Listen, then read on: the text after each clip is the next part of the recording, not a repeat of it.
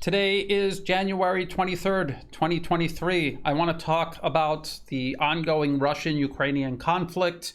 This is going to be a slightly longer update because I also want to start talking about other events taking place around the world that is directly linked to this conflict, and you'll see why in just a moment.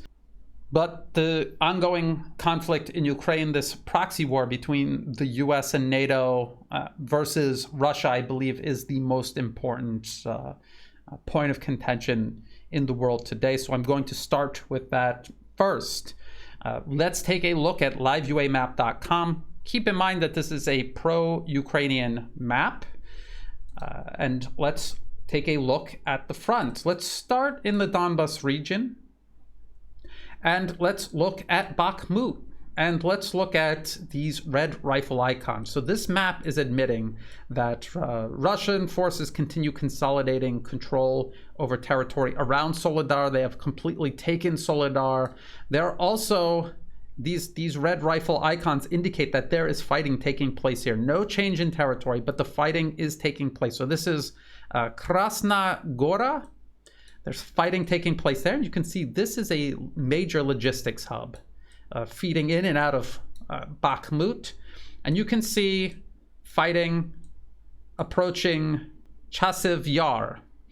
Again, another major logistics transit juncture feeding in and out of Bakhmut. This is what we're looking at here is the encirclement of Bakhmut.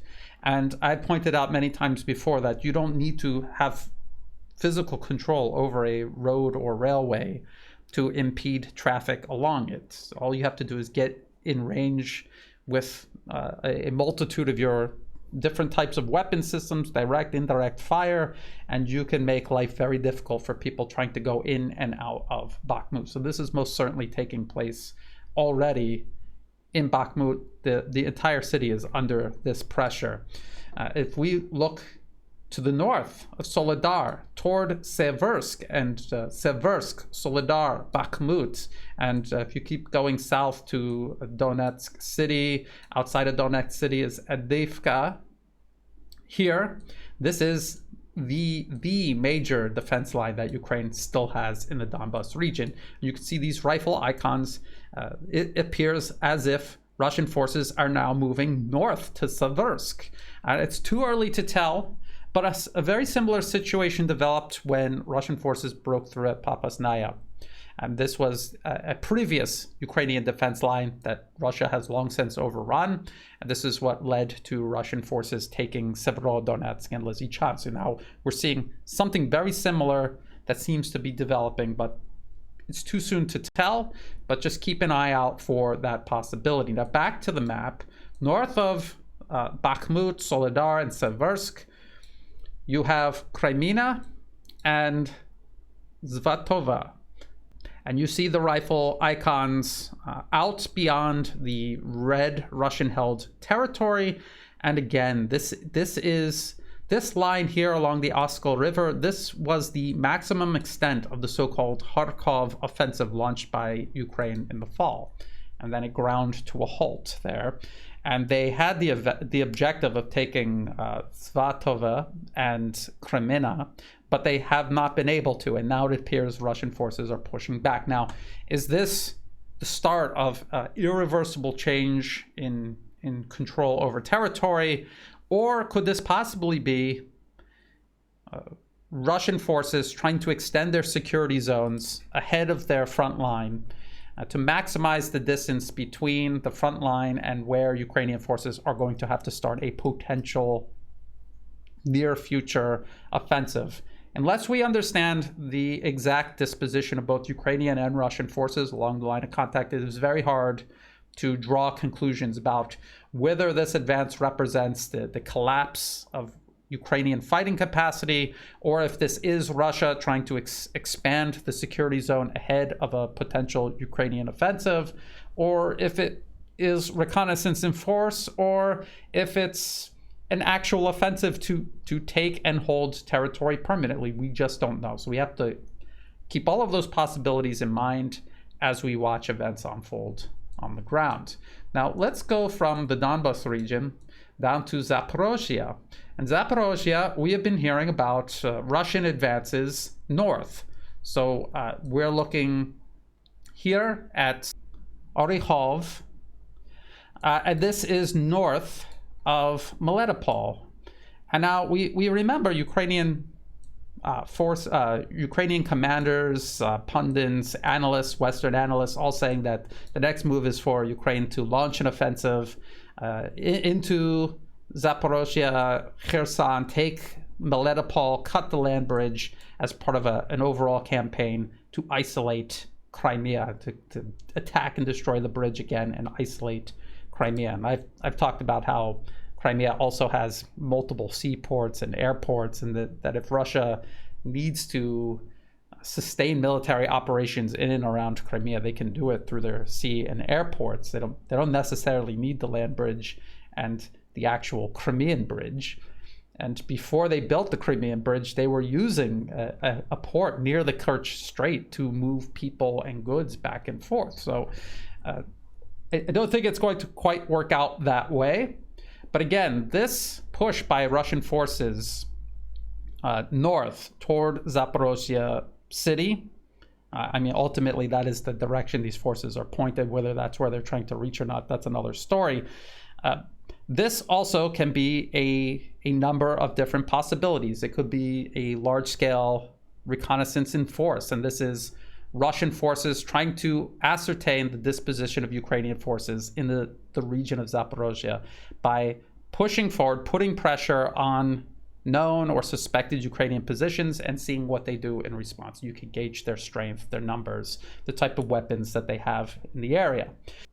It could also be the same process of trying to expand the security zone ahead of your front line to maximize the distance between your front line and where Ukrainian forces will have to start in any future offensive. It could be a spoiling effort.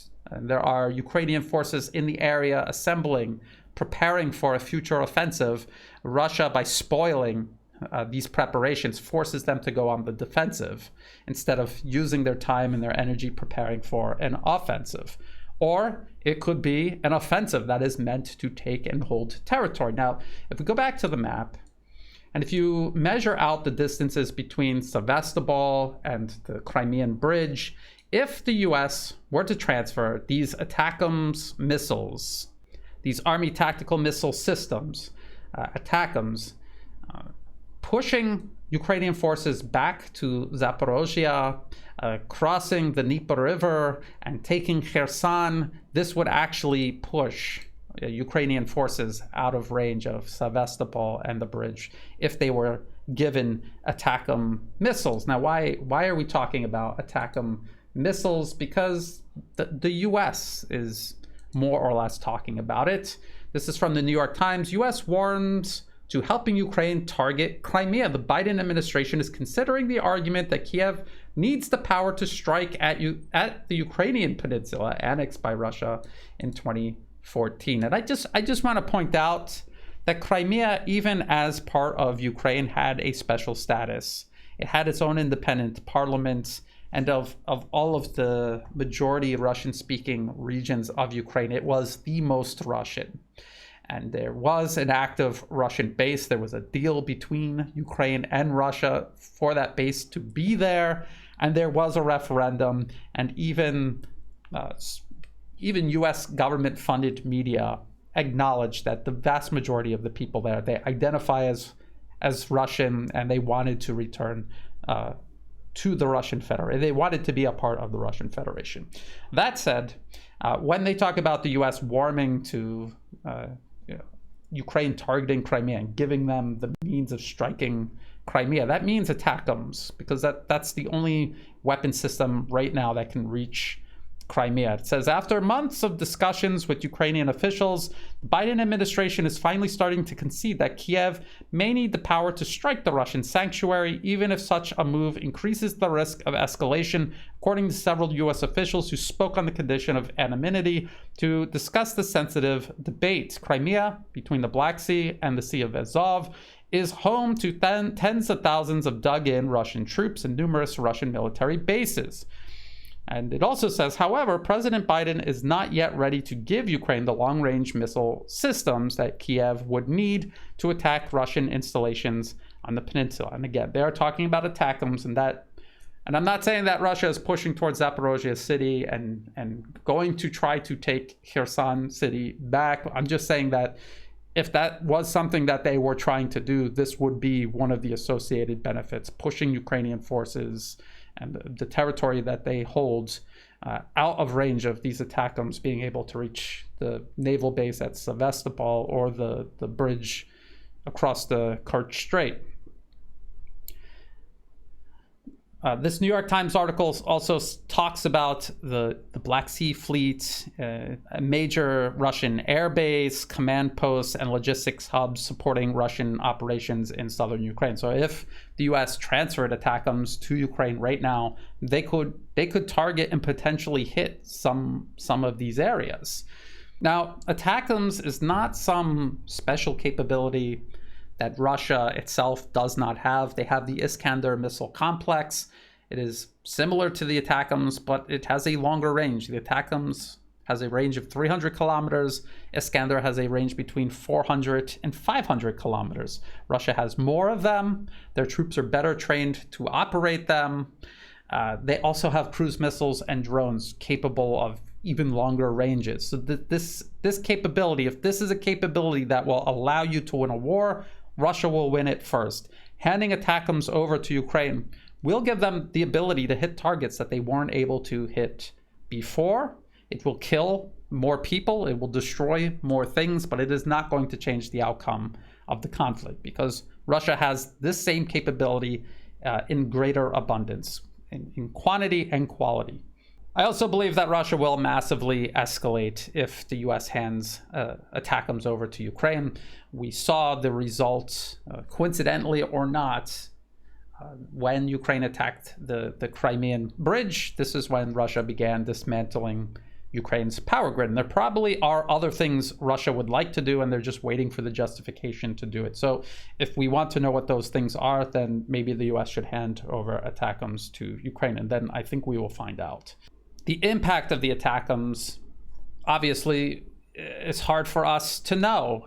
It all depends on how Russian air defense systems are able to deal with these missiles. They have to fly a longer range than, say, the HIMARS does. It gives Russian radar and air defense systems more time to find and intercept the missile.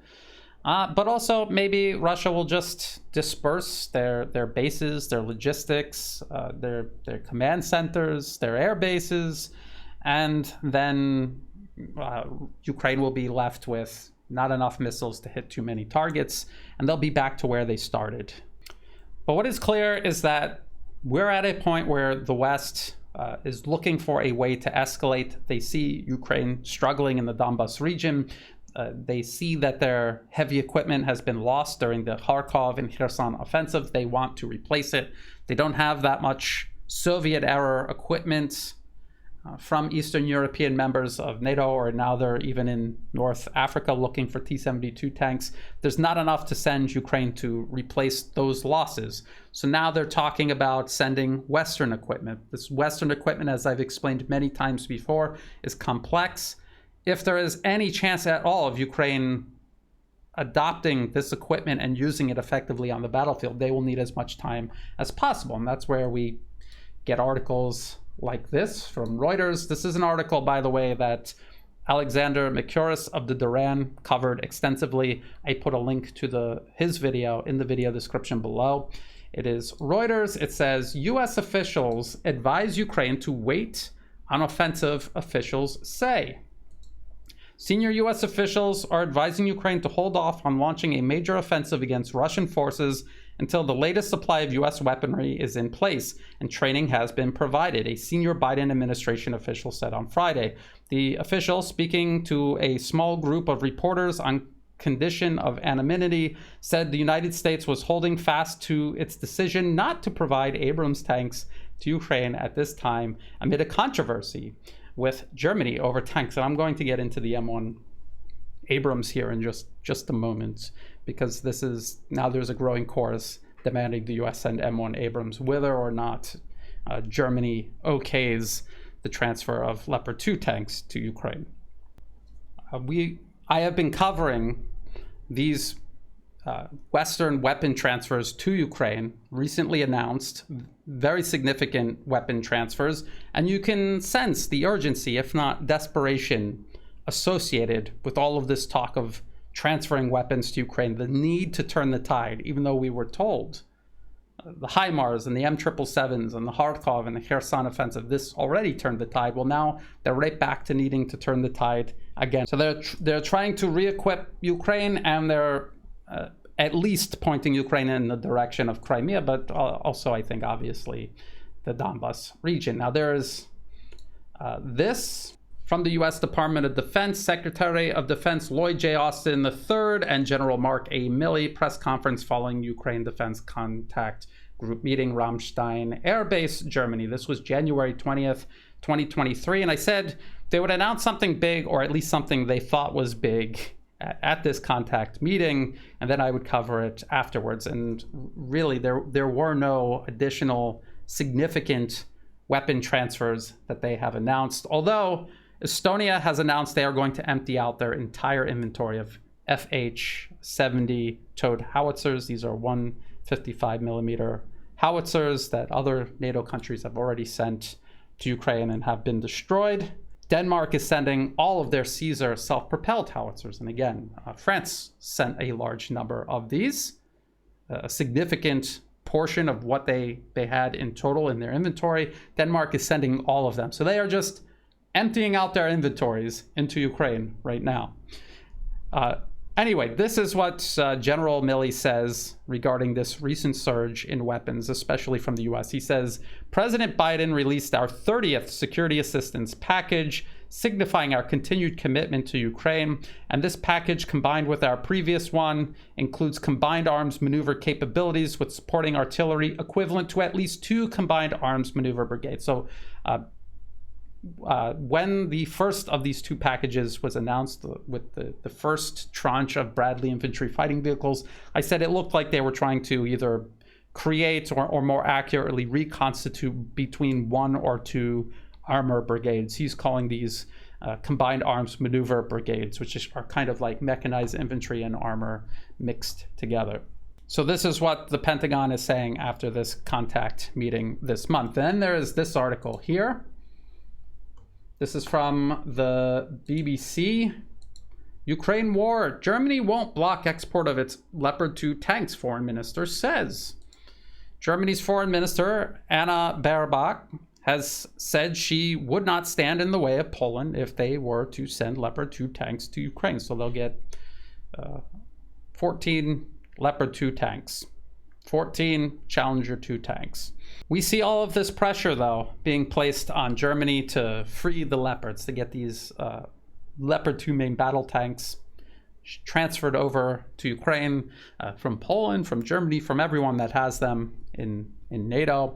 And we already know that in addition to the complexity of transferring a heavy weapon system like this to Ukraine and them trying to adopt it on the battlefield and use it effectively, we've already seen Leopard 2 tanks in modern warfare. Leopard 2s, M1 Abrams, French Leclerc tanks. We've seen them in Iraq. We've seen them in Yemen. We've seen them in northern Syria. And the Leopard 2 especially, operated by Turkish troops who spent years integrating them properly into their military, using them with combined arms support. They were still destroyed by irregular forces. So what do you think is going to happen when they go into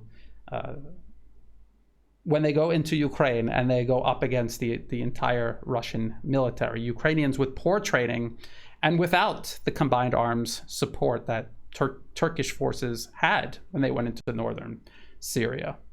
But I said I was going to talk about the M1 Abrams. We hear a growing chorus across politicians, commentators, media groups. They're all talking about whether or not Germany sends Leopard 2 tanks to Ukraine. The US should also send M1 Abrams. They can't see any reason why the US doesn't just also send M1 Abrams. Well, we have General Mark Hertling. This is his biography at the Modern War Institute at West Point. He was commanding general of US Army Europe. He was in charge of over 40,000 soldiers. And he was an armor officer, so he has experience with M1 Abrams tanks specifically. And he does a thread on Twitter that I thought was extremely interesting. I'm going to read most of it. And he is going to lay out all of the problems with sending the M1 Abrams, but when you listen to him explaining it, you're also going to realize that this is the problem with sending any type of Western main battle tank or any type of sophisticated Western weapon at all. So this is from Twitter. This is the thread. It's a little bit long. I'll put the link to it in the video description, and I'm going to read from this. So he says, and he's responding to someone who accused him of being 100% wrong about M1 Abrams and how easy it would be to send them to Ukraine. He says, the M1 series, in my view, is the best tank in the world. Training of tank crews units is critical and can't be hand-waved. If you do with an M1, you will be ineffective while breaking lots of stuff. Everyone is an M1 expert until they break it. And he says training of tank crews / units, because as I've explained, this is not just about training a tank operator to do his role in the tank. There are 4 tank crew members. You have to train as a whole crew, and then as one M1 Abrams on the battlefield, you have to train with the rest of your unit to be effective on the battlefield. And I can attest to this because I've been in an M1A1 Abrams. I was an electro-optical ordnance repairman in the US Marine Corps, and one of the systems that I was trained to fix were the fire control and optics on an M1A1 tank. And we had, the first time I went into an M1A1 Abrams tank, I was with 2 of my classmates and an Army sergeant, and we were moving the turret, we were moving the breech up and down. My one classmate almost crushed his leg. It's just a giant solid piece of metal. It is moved by hydraulics. It will crush you like an ant. And then there's an ammo compartment with an ammo door. And I was explained that the M1A1, and this might have changed over the years, but as it's closing, there's a safety switch that if your arm or your hand blocks the door halfway closed, it'll bounce back and open.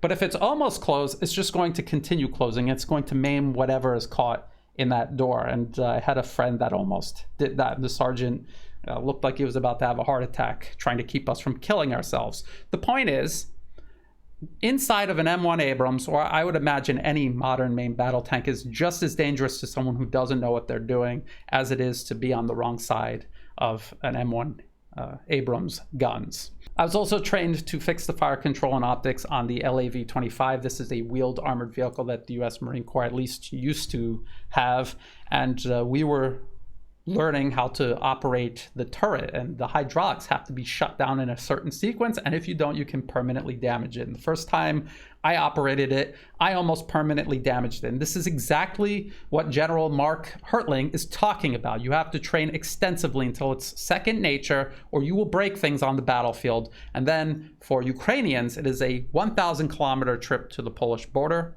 and a 1,000 kilometer trip back to the front line if you break something like that.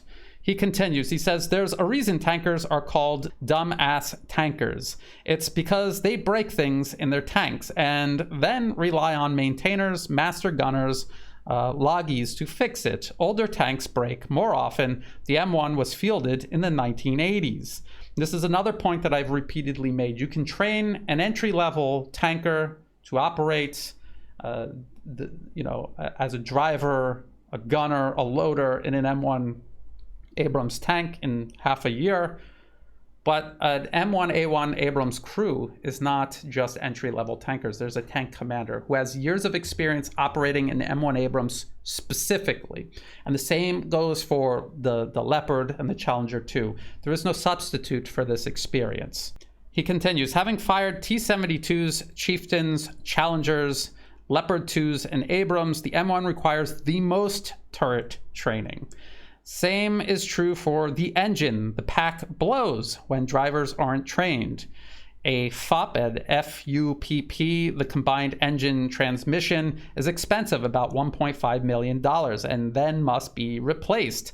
Some M1 repairs require part replacements, requiring many high-tech spare parts to be in a PLL. Other replacements require pulling things like FOPs, sights, etc. to a log center depot with a new one being sent forward. It's a 500-mile supply line from Poland to the Donbas. Yes, this is what I've been saying all along. Having serviced 250 tanks in 1st Armored when I was the ADCS, you don't just put parts on a DHL C-17 or a MIL-17 and hop to the front lines. I'm also curious about the warehouses David names in Germany that can turn these parts, because he's responding to someone named David who made all of these claims that if you just need a spare part, you just ship it to the front line. I mean, get real, honestly.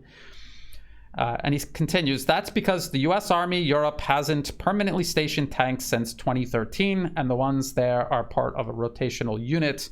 While we're on that point, I'm wondering where the 300 Abrams tanks would immediately come from that David would deliver to Ukraine. Here are some of David's other assertions. Ukraine got experience with T-64, so it'll be easy to switch to M1A1s. He vehemently disagrees, so do I. The M1 is one of the easiest tanks in the world to keep running with a motivated crew. You need a crew plus an entire support crew. That, again, that is a fallacy he's blasting. And this is what I keep hearing. I keep hearing people say, well, Ukrainians are motivated. So somehow the laws of physics and reality don't apply to them, except that they do. And this is why the West has sent all of these advanced weapon systems, and Ukraine is still in desperate need of more weapons to turn the tide. He continues, the motor is a jet engine and can be fixed by Ukrainian jet experts in Ukraine or General Dynamic Techs in Poland. This is a claim that David's making that the general is refuting. First, it's a turbine engine, and fixing it requires knowing it, which takes training and certification, and it's a multi-fuel turbine engine. It's not a jet engine. And he's absolutely right. These are people who I think have never even changed the oil on their car. And they don't understand how things in the real world work. They think it's a video game where you just click repair and somehow it gets repaired. Or they hear jet engine, so they think anyone that knows how to fix a jet engine, a specific jet engine, can then just fix this. It just simply does not work that way. When you are trained to maintain these systems, there are technical manuals, and you have to go through them step by step. And if you don't, you'll destroy everything. Nothing will work, and you could at best it just won't work. At worst, you'll get somebody killed. And this was part of my training as an electro-optical ordnance repairman, learning how to go through the technical manuals step by step. And then this is something that you don't just learn how to do and then do. You need experience doing it repeatedly until you can do it properly. Then he continues, he says, if the Iraqis, Saudis, Egyptian troops can use the M1, the Ukrainians will have no issues. And then this is another myth that was stated, and he counters it by saying, Iraqis paid billions for M1s with a permanent maintenance contract and a 5-year training period. 5 years. Saudis bought M1A2s with a 7-year training program with maintenance contracts still in place, which means their technicians don't even maintain them. American technicians do. And we're talking about 5- and 7-year training programs to get the weapons program up and running. And this was very similar to an article Alexander Mikuris pointed out from 1945, talking about the Bradleys and all the issues Lebanon was having, standing them up and getting them working. It takes years. I've pointed this out many times before. Ukraine, when they acquired the Bayraktar TB2 drone, this was years ago, they bought it from Turkey and they spent years integrating it into their military. It took them years to do it. It still made absolutely no difference on the battlefield. Rushing this, trying to cut corners, all this is going to do is get the equipment destroyed and get the people operating it killed. He continues, I'll add one last important point. The Secretary of Defense has repeatedly said the goal is to provide Ukraine with equipment that they can immediately put to use and which they can easily sustain. Ukraine's army is getting lots of different equipment from many different nations. Here's some of them. Bradleys, Strykers, M777s, HIMARS, MREPs, Humvees, Gepards, Patriots, AMX-10 RCs, M106, NASAMS, Hawks, Caesars, etc., etc., etc. Ukrainian army commanders who I talk with want tanks, but have admitted they struggle with logistics, repair parts, getting to the right places, and resupply. So it's something they want, but it's a fantasy. So reducing the burden must be a key consideration. And in my professional opinion, again, a lieutenant general in the US Army commanded 40,000 troops, and he himself was a tanker. He says the Abrams would cause more of a burden due to training and resupply to a force that is in a tough fight. Also, in my view, the Leopard 2 would mean less of a burden. Note, he says the Leopard 2 would be less of a burden, not that it wouldn't be a burden. It absolutely will be a burden for all of these reasons, just not as much of a burden. And I honestly, personally believe that it will not be that much better for Ukrainians, a Leopard 2 versus an Abrams. But I do agree that the Abrams is more sophisticated, more difficult to operate, and will be more of a problem for Ukrainians than a Leopard 2. But I still think that the Leopard 2, Leclerc's, I think they're all inappropriate to send Ukrainian forces. As he pointed out, training programs to get countries up and running with these main battle tanks cover years, not weeks, not months, years. So no matter what the US sends, it's going to create a Ukrainian force on the battlefield more cumbersome than it has been previously. Before they launched their Kherson and Kharkov offensive, this time around they will be even more cumbersome. At the same time, Russia has brought in more troops, more equipment. They've built more extensive defense lines. They will be better prepared to stop an offensive that is going to have equipment that really doesn't give Ukrainian troops an advantage in terms of performance. And then coupled with the logistics, the training, and the sustainment issues, it really is suicide for Ukraine. At the end of the offensive, Ukraine is going to be right back to where they started, needing a new army. Now, one last point on this, on Russian military operations in Ukraine. A lot of this belief that if the West just sends Ukraine some more weapons, they'll eventually turn the tide again. Whatever it is that they're claiming, that somehow eventually this will lead to a Ukrainian victory. And this is all driven by the belief that Ukraine has delivered a much more serious blow in terms of losses to Russia than they actually have. So there's articles like this is from ABC Australia. Almost 180,000 Russians dead or wounded in Ukraine, Norwegian general says. Almost 180,000 Russians have so far been killed or wounded during the war in Ukraine, while the figure for the Ukrainians is 100,000 military casualties and 30,000 dead civilians, according to estimates released by Norway's army chief. So not nobody, Norway's army chief. Russian losses are beginning to approach around 180,000 dead or wounded soldiers. Norwegian defense chief General Erik Kristoffersen said in an interview with TV2, without specifying how the numbers were calculated, of course. I've never heard any sort of breakdown or explanation as to how Russia has possibly lost 100,000 men or more. The West admits that Ukraine has lost around 100,000. They claim Russia has lost as many, while at the same time admitting that Russia outguns and is outfighting Ukraine on the battlefield. How is that possible? It's not possible. And I've pointed out before that there are even extremely anti-Russian media platforms out there funded by the US government or corporate foundations in the West. And they are keeping a tally, which ironically and surprisingly is much more realistic. So this is from Medusa. I've brought this up many times. This is from the end of May last year Tallying the troops, BBC journalists identify more than 3,000 Russian soldiers killed in Ukraine. So that's after 3 months of conflict, about 1,000 Russian soldiers a month. And I would say that is an actually plausible number. Russia pushed deep into Ukrainian territory, and they were, in many cases, surrounded by a much more significant Ukrainian military than exists now. So that could be possible. And then from that point onward, when it settled into an attritional war, Russia created their defense lines and they were using long-range fire to their advantage. That number, 1,000 a month, if it was 1,000 a month, surely dropped. And Russia is surely dealing losses to Ukraine 10-1 what Russia is losing. And there's a much more recent article. This is from the Moscow Times, also extremely anti-Russian. Record 1,000 Russian soldiers confirmed killed in Ukraine since January 1. Analysis. This is from January 20th, 2023. And it says nearly 1,000 Russian soldiers have been confirmed killed in Ukraine since the start of 2023, according to an independent tally conducted using open source data. Always be careful when you hear open source intelligence or data. Russia's verifiable death toll now stands at 11,662 troops after 942 names were added between January 1st and January 17th.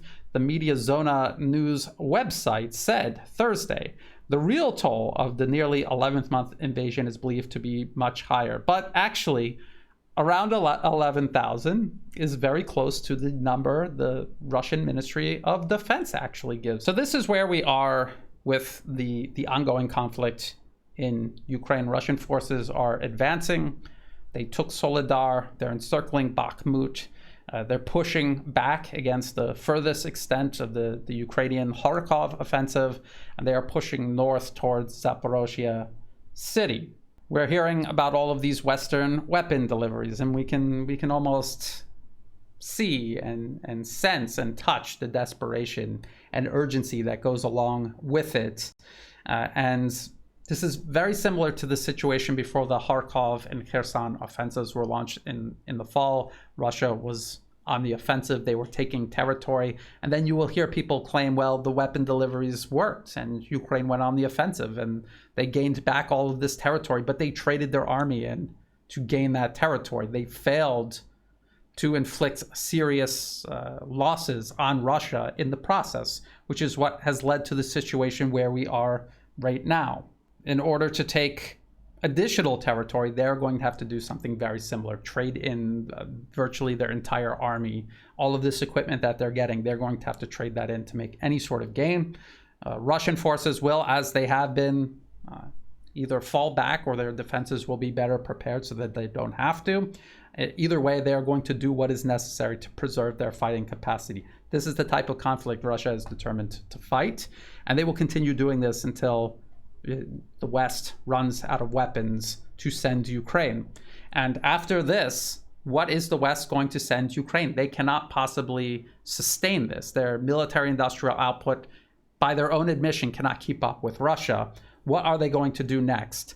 And we have seen the US and its allies come to this juncture many times in the past, where it is a choice between accepting reality and defeat or escalating. And this is what we have to worry about. The US, its allies, another proxy used to create a buffer zone in Western Ukraine in a bid to shorten lines of communication, or possibly the US, its allies, or a collection of, a coalition of the willing going in to fight Russia directly. We're in a very dangerous place. Now, amid this growing conflict in Ukraine, this US proxy war against Russia in Ukraine, we have all of these other conflicts and tensions and political chaos taking place everywhere else in the world. Now, this admittedly is an old map, but it's I will update this, but I think it still makes the point quite clearly. So we're looking at South and East and Southeast Asia. The Middle East is kind of cut off here, but US forces are occupying eastern Syria. They're still in Iraq, even though the government wants them out. The US continues to put pressure on Iran through sanctions and also sponsoring opposition groups and terrorists inside Iran. We've seen the protests. The US is no longer in Afghanistan, but it's important to understand that they had been there for 20 years. And the purpose was to encircle and contain China and also Russia. Going all the way to the Far East, US troops exist in the thousands in both Japan and South Korea.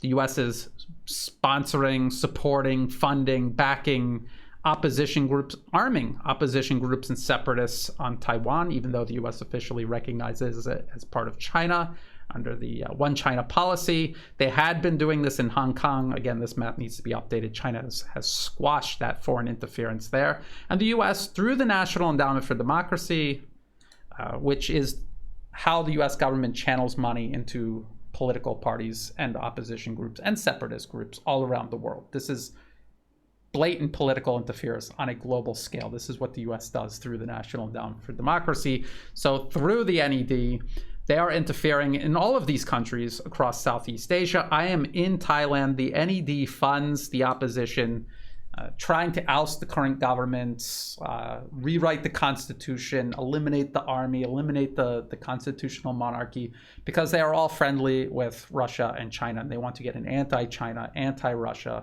pro-Washington client regime in power. This is what they do everywhere. This is what they did in Ukraine. This is what they're trying to do all over Southeast Asia. In Myanmar, there is an ongoing, I would say, large-scale conflict, terrorism, not quite a civil war. And this, again, this is the US-backed opposition that has been militarized, fighting against the central government, because the central government ousted a US client regime installed into power, headed by Aung San Suu Kyi, who has literally been in Washington, D.C.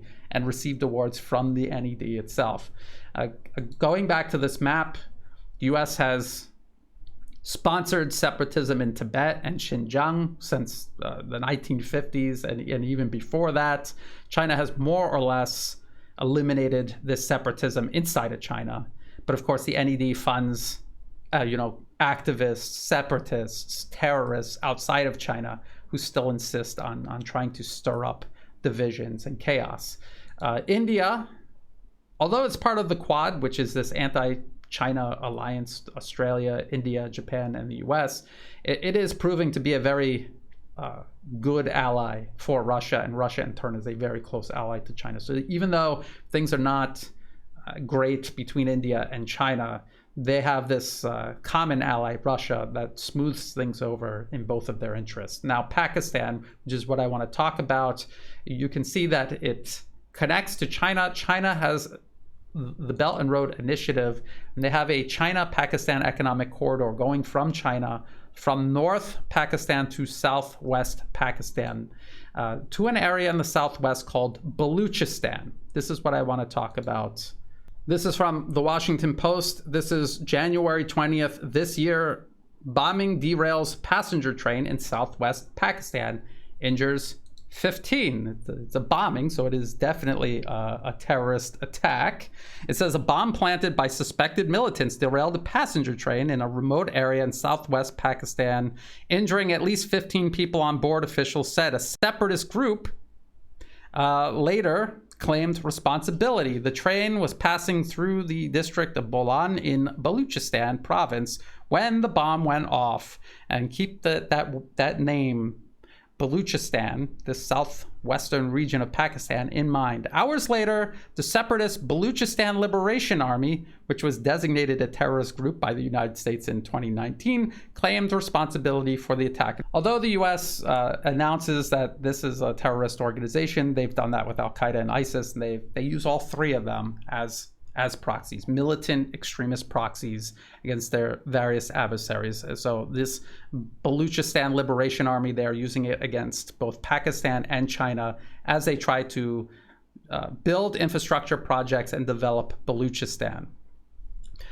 This attack just this month follows 2021 Pakistan hotel bomb, deadly blast hits luxury venue in Quetta. And this was an attempted assassination of the Chinese ambassador to Pakistan. There's this. July of 2021, Pakistan bus blast kills 13, including 9 Chinese China-Pakistan Economic Corridor workers. These were engineers. And so you can see there's a pattern developing here. There's a concerted armed campaign against China and Pakistan joint infrastructure projects and all of the people involved. Pakistani security, Chinese engineers, and also Chinese representatives to Pakistan. And this all goes back years and years. The US has openly supported separatism in Baluchistan, specifically to block the Belt and Road Initiative and the China-Pakistan Economic Corridor specifically. So this was from the National Interest in 2011, Free Baluchistan.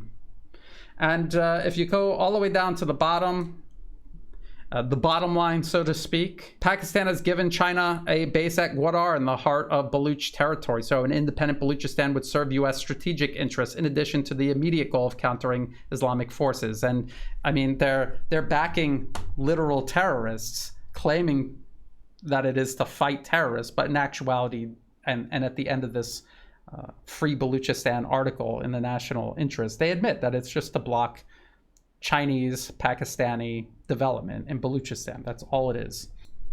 This was 2012, government govtrack.us, expressing the sense of Congress that the people of Baluchistan, currently divided between Pakistan, Iran, and Afghanistan, have the right to self-determination and to their own sovereign country. So this is what the US government was doing to officially sponsor separatism in Baluchistan, in Pakistan, for the sole purpose of blocking China's rise, its relationship with its neighbors, and joint development that was going to raise people up out of poverty. I mean, what are the problems with Baluchistan is that it is a remote area. There is no infrastructure, and this was a problem that Pakistan, with cooperation with China, were trying to solve. And this is what the United States did to stop it. We heard that the United States wanted to counter the Belt and Road Initiative. The US government has openly said they're going to counter the Chinese Belt and Road Initiative. They claimed publicly that they were going to offer alternatives, but we all know the United States doesn't build anything. They don't even build infrastructure back at home. So what they really meant was they're going to sponsor terrorists to literally destroy the infrastructure and to murder the people protecting it and the people, the engineers building it and the diplomats arranging it. That is what the United States is actually doing to counter the Belt and Road Initiative. And so we can see what the problem is here. It's not Russia. And the United States is not just having a proxy war with Russia through Ukraine. There's also this conflict the US has with China, a very heated, deadly conflict that has been going on for decades, as a matter of fact. And it is the United States and its refusal to recognize any peer or near-peer competitor. They will eliminate them. And this is how they do it. This is what Russia is reacting to in Ukraine with the encroachment of NATO right up to its border. And this is what China is responding to as its engineers are killed, as citizens in countries they are allies with are murdered, as their diplomats are targeted for assassination, as the US pumps weapons into Taiwan, despite officially recognizing Taiwan as part of China under the One China policy. So it's very important to keep all of this in mind, the big picture. I don't want to always myopically focus on the conflict in Ukraine because it is part of a much wider conflict unfolding that the US is at the center of. This insistence on imposing itself upon the entire world rather than finding its place among the nations of the world as multipolarism emerges. So in future updates, I'm going to obviously cover what I think is most important, which at the moment is the ongoing conflict in Ukraine. But I also want to cover these additional events and developments around the world that are linked directly to this. And remember, the relationship between China and Russia is because Russia and China have many mutual interests. But the urgency surrounding it is driven by the US attempting to encircle, contain, divide, and destroy both Russia and China. They realize this, and this is yet another reason for them to work together. So that's it for this update. If you thought this was useful, please like and share. Think about subscribing. It's free to do. It helps the channel grow. Check the video description below for other places you can find and follow my work. All of the links to Telegram, Twitter, Rumble, Odyssey, everything will be in the video description below. All of the links that I've referenced will also be there, as well as ways you can help support my work. I don't monetize my YouTube channel. If an ad pops up, please feel free to skip it or block it because it's not helping me out at all. If you do want to support my work, please do so through Buy Me a Coffee and also Patreon. And to everyone who has been helping out, whether it's one-time donations, month to month, or if you're just sharing my work with others and helping get the word out, get this information into the hands of other people. Thank you so much. That is what makes this work possible. Thank you so much for that. And as always, thank you for watching.